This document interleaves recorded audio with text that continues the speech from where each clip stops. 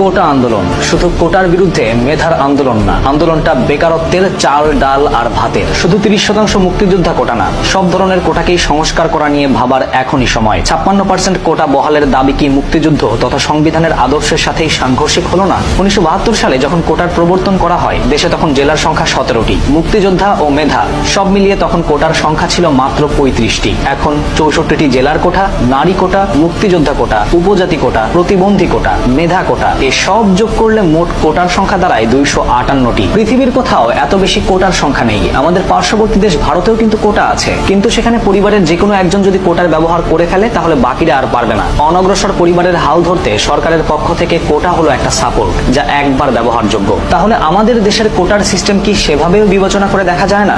বাংলাদেশ রেলওয়েতে পোষ্য কোটার তাণ্ডবে 18 কোটি জনগণের দেশে যদি মাত্র 3 জন সাধারণ মানুষ সরকারি চাকরি পায়, তবে চিন্তা করে দেখেন আমার আপনার মতো সরকারি